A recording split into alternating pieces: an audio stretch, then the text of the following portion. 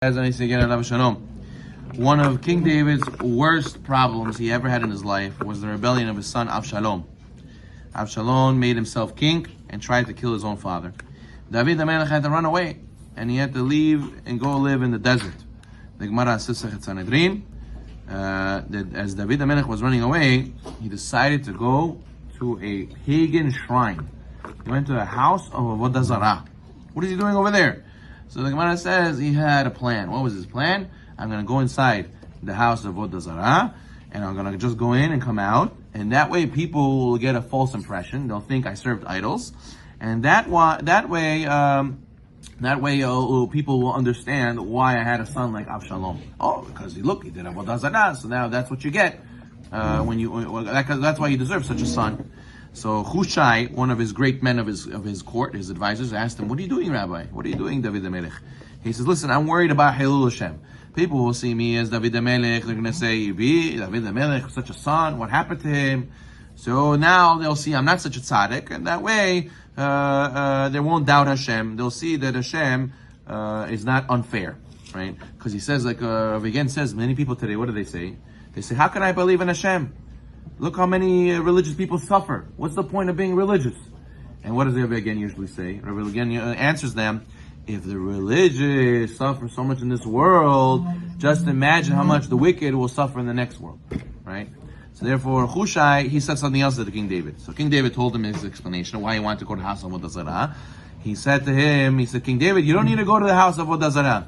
I'll tell you why Avshalom rebelled against you. You know why? It's because you took his mother, who was a Yifat Tawar. She was a war bride. So therefore, that's why it happened to you. Because in the Torah, Parshat Kiteseh has the Yifat Tawar right next to the Parshat of Ben Sora Moreh. So that's right, rebellious son. So therefore, that's why it happened to you. He says, King David said, but wait, I followed what the Torah said. I did all the laws of Yifat Tawar. I did the mitzvah of the Torah. How could it be from the mitzvah of the Torah something bad came out of it? So Hushai said, big bomb answer. What was the bomb answer? Hushai said, I know you kept the halacha. I know you did everything right. He says, the Torah, you're right, indeed permits this woman. But there's a catch. It was wrong to do it. The Torah permits it because otherwise you would have taken her in a forbidden way. In fact, the laws of the war bride, the Torah writes, the laws of the rebellious son right afterwards, as a warning that the product of such a marriage will be a rebellious son. Meaning, you're right, it's permitted. Question is, should you have done it? Did you have to do it? Just because it's permitted, you must do it? Right? There's a famous story with the disciple of Gaon, Allah Shalom. He said to his students, my grandkids, my kids, they used to come and ask me, Abba, are we allowed to have candy? And then they would ask, is it kosher? My grandkids come, is it kosher, Tati? Is it kosher, Saba? They don't even ask if they're allowed to have candy. They think, of course, if it's kosher, it's permitted. I'm allowed to do it. No. Who says just because it's permitted, you should do it? The question is it permitted? And there's another question, should I do it? Is it good for me? Is it healthy for me? Now, a person can do a lot of permitted things, and you'll still become Naval B'Reshut Torah. You'll still be a glutton within the confines of Torah. Every night, parties. Every night, restaurants. Every night, binging on Olam Hazeh. Are you an Olam Haba person? Not really. But I eat everything kosher. But I go to only kosher parties. But I only are doing permitted things. Yeah, but you're constantly feeding your desires with permitted things. Doesn't mean you're a Olam Haba type of person. So therefore, we see from here that not all our suffering was decreed by Hashem, and a lot of times we bring the trouble onto ourselves. He says there's a story with him that he went to a lady. She was crying to him after a lecture in America, and her name was Dina. I guess they changed the name over here. So he said, Rabbi, I need to speak to you. So he spoke to her, and he came to her house, and she had lived in a huge mansion, and he said, Rabbi, you see, this house, I used to have a husband here, I used to have a daughter, I used to have a son, now everybody's gone. He said, what happened?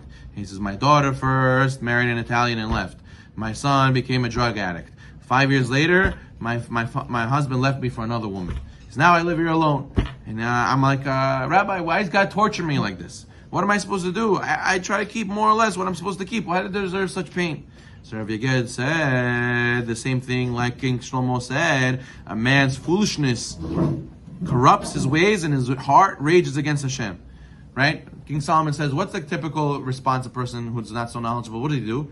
He goes, digs his own hole. He goes in his own hole, and then he cries to Hashem, oh, you no good, Hashem, why'd you do this to me?